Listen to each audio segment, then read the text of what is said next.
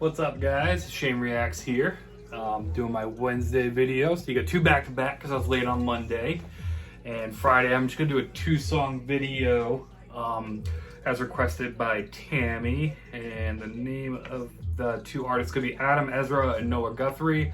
I forget the song she picked, so I'll get those together by Friday. Assuming country going by the name, but who knows? That could be misleading, right?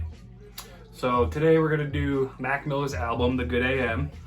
I've never listened to Mac Miller before. I do know he's passed away. So kind of a treat being introduced posthumously, if that's the right word, right? Posthumously? I'm not sure. I was, to be honest, expecting more. By the way, this album was suggested by Brett Horton. My brother Jared did tell me to bring back the whiteboards. I'm bringing them back. The only reason I got rid of them is because I got the ring light. Woo! So I try to avoid it, but if you guys can see it, that's great. So ours, Mac Miller, album Good AM. It's hip-hop rap, that's what the label is. It runs for an hour and 10 minutes, and it was suggested by Brett Horton, who, if I remember correctly, Brett is a big metal guy. I know he played in a band. I don't know if he still does. So maybe he'll reach out, maybe be one of our local spotlights when we start doing that. So a lot of people talk about Mac Miller. They love him. They love his music. Maybe it was just this album. Couldn't really get into it. It sounded good. The music was actually really good. I enjoyed it. Better than the other computer-generated stuff we've had or hip-hop stuff I've heard. So that was good. But vocals, his voice didn't change much. It was kind of just monotone. So his vocals, I gave him a 5. Lyrics are pretty good. I like his callbacks. He must, again, I didn't research his age or anything. I'm assuming he's around my age. There's a lot of callbacks to the 90s and early 2000s. And the album even had kind of that 90s, early 2000s hip-hop sound to it, which I really enjoyed.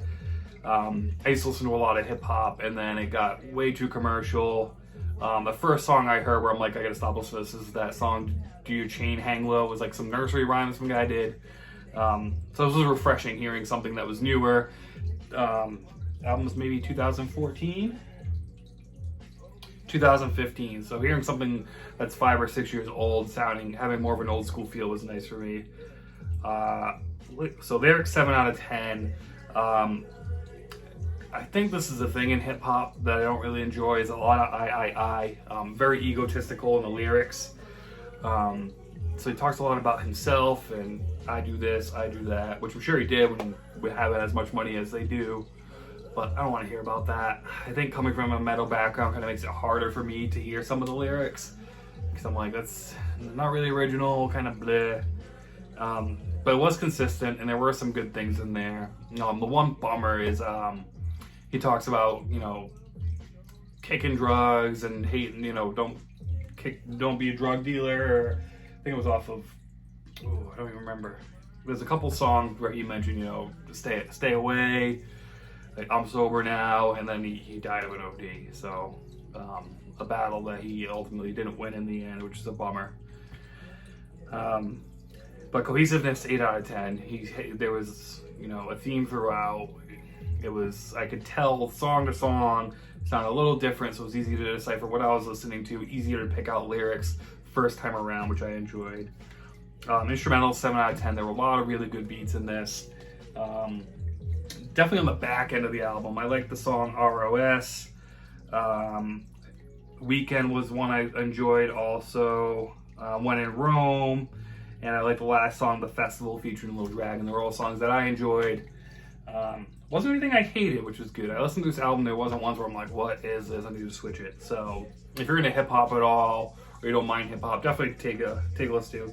Quality, 9 out of 10. It's made in 2015, fairly new. Sounded great on my Bose speaker, so no problems there. So again, the new WHAM rating is the law of average, so 5 categories with vocals, lyrics, cohesiveness, instrumentals, and quality. Add those all up and average to a 7.2 out of 10, which right now, based off of what I've posted, is the second best album I've rated. But the Blink album, Dayseeker, John Bellion, their Mariah Carey album. A lot of those I didn't average out. I bet you if I go back and redid those, some of those scores would be around the same. But so far, great suggestions, guys. I really appreciate the input that you guys have been giving me. So leave a comment. Tell me what to listen to. Friday we got picked out. Saturday, our friend Melissa's coming over. We're going to talk Mariah Carey and Taylor Swift and close that chapter of this channel for now. I have another YouTube request that we shot out yesterday after the Voyager album, so we're going to get to that next week. And hopefully dive into some of the stuff I have saved up that are different genres or just bands I haven't heard of or stuff I haven't heard of in a while. I know there's a lot of stuff that was suggested to me that I've heard songs, like I know Van Halen was one. I've heard a lot of Van Halen, but never a whole album. So hopefully we'll dive into that. Brett, thank you. Again, if you're still doing a local project, or anybody who watches this channel is doing a local project, whether it be local to New England or local in your area and you're not known in New England, let me know. I know I only have, not even 40 follows yet. I want to get to 100 so I can get that custom URL so I can post that on stickers and stuff, but someone may view it, they may like it, they may buy a t-shirt or whatever, but thank you guys.